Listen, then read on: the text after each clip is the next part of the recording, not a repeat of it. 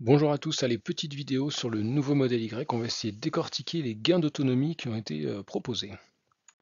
Allez, je reviens pas sur les nouveautés qui ont déjà été détaillées dans de nombreuses vidéos de youtubeurs français, mais globalement, hein, on a du look, du confort et des nouveaux équipements, et puis donc ces gains d'autonomie qu'on va aller détailler ensemble. Nouveautés qui impactent l'autonomie. On va avoir un gain sur le CX, qui est le coefficient de pénétration dans l'air, qui passe de 0,23 à 0,22. Il y a des nouvelles jantes, et la question est, est-ce que leur nouveau design est plus aéro? Et dans ce cas, est-ce que ça fait partie des gains de 0,23 à 0,22? Et dans ce cas, peut-être aussi que les gains seront différents sur les modèles 19 pouces par rapport au modèle 20 pouces, on y reviendra. Il y a des nouveaux pneus plus efficients, hein, il y a une nouvelle homologation, donc Michelin en 20 pouces et on va être encore sur du Hankook en 19 pouces normalement. Et il y a une dernière innovation qui est l'amélioration de la lubrification des réducteurs.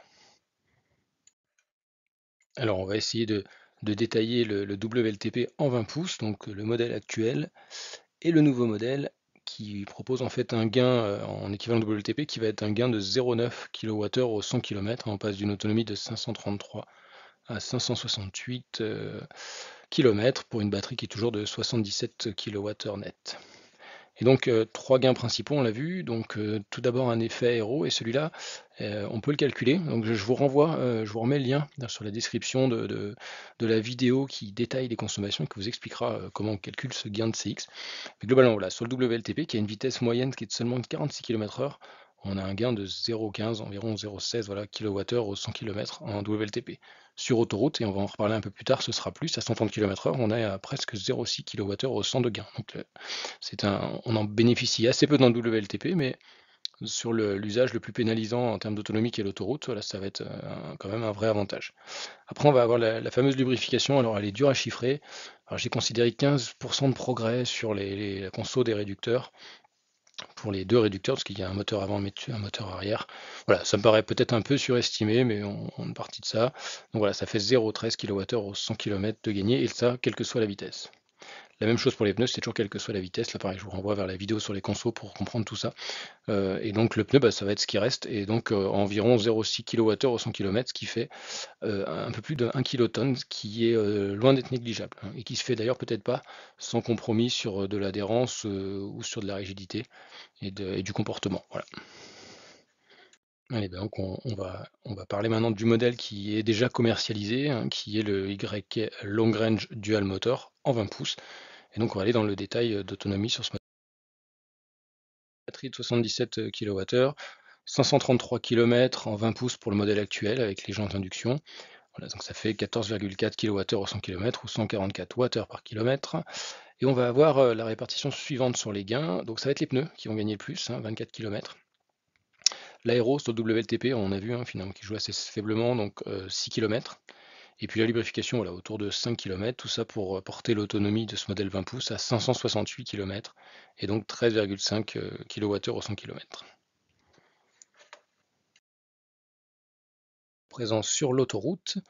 Donc là, je suis parti d'une conso, alors elle est toujours discutable hein, suivant les conditions, mais on sait, hein, un Y long range dual motor, on va être autour de 20 kWh au 100 km, donc 200 Wh par kilomètre. Ça fait une autonomie sur une batterie 100% 0% de 385 km. Et avec ces modifs qu'on a vus, eh bien avec les gains aéro, on va gagner environ 10 km. Avec les gains pneus, la même chose, hein, 11 km. Et la lubrification, voilà, simplement 2 km sur cet usage-là. Tout ça donc pour aller sur un 411 km, donc voilà, on gagne de nouveau une petite trentaine de kilomètres et une conso qui baisse du même ordre de grandeur de ce qu'on a pu voir finalement à peu près hein, sur les nouvelles modèles 3.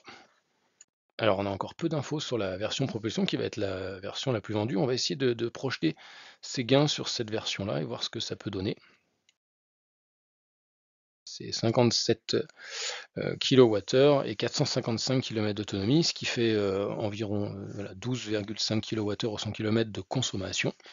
Et les gains aéros vont représenter en cycle WLTP environ 6 km, les pneus environ 23 km.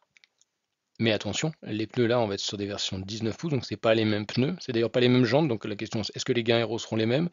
Et c'est pas les mêmes pneus, donc la question c'est est-ce qu'on va être capable de gagner ces 1 kilotonne Sur le pneu 19 pouces, je n'en sais rien, et donc ça va être des choses qu'on verra dans le futur. Et puis la lubrification, on divise par deux les gains, puisque là, il n'y a qu'un seul moteur.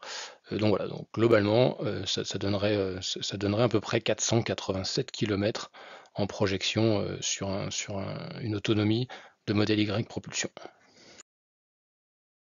Et puis finalement, sur autoroute, eh bien, on va avoir environ 300 km. Je suis parti de 19 kWh au 100 km, un petit peu moins là que le long range.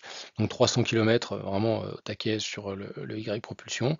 Et puis avec les gains aéro, voilà, 10 km sur l'aéro, 10 km sur les pneus, 1 km sur la lubrification, ça porterait à un gain de 20 km, une conso là, qui baisse un petit peu sur le modèle Y propulsion si, je le répète, tous les gains sont du même ordre de grandeur que sur le long range. Alors sur le long range, ça a été confirmé, là, il n'y a pas eu de changement de batterie pour l'instant. Sur la version propulsion, il y a eu des rumeurs tournant sur internet qui projetaient une nouvelle capacité à 62,5 kWh brut, ce qui fait environ 60 kWh net, donc un gain d'environ 3 kWh. Donc là, si cette nouvelle batterie arrive réellement, le WLTP devrait dépasser les 500 km. Et puis on pourrait avoir une autonomie à 130, qui voilà, on a vu qu'on était passé de 300 à 320 avec juste les modifs structurels. Là, avec une nouvelle batterie, on passerait autour de 340 sur autoroute, donc ça devient assez intéressant. Pour l'instant, on n'a pas plus d'infos sur cette batterie. En fait, on en a un peu parce que sur le site asiatique, et par exemple ne parlant pas les langues asiatiques, j'ai regardé les traductions anglaises là, sur une voiture à Singapour. On voit qu'ils ont déjà la possibilité d'acheter les deux versions. On voit que l'autonomie sur la long range est un peu plus faible que... Alors c'est une estimation WLTP, elle est plus faible que sur la projection européenne. On perd environ 15 km. Et sur la version donc propulsion, on est à 466 km pour 455 aujourd'hui.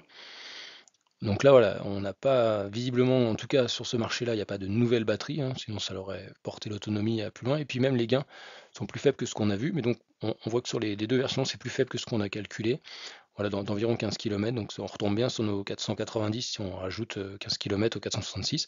Donc là, la question qui se pose, c'est les pneus en 19, est-ce qu'on a les mêmes gains? Les jantes en 19, est-ce qu'on a les mêmes gains? La lubrification, voilà, qui va être un peu moins performante puisque un seul moteur. Et puis ce WLTP qui est estimé pour l'instant, qui nous paraît un petit peu décalé par rapport au gain de la version européenne. Donc voilà, à confirmer sur les informations officielles quand nous les aurons. En synthèse, quand même, ce qu'on voit, c'est que la plupart des gains sont réalisés par le pneu.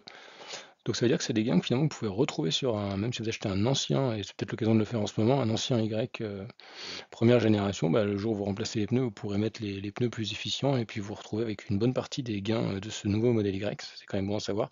Le gain sur le CX c'est intéressant quand même, on l'a vu sur autoroute, là où l'autonomie est pénalisante, c'est quelque chose dont on bénéficie.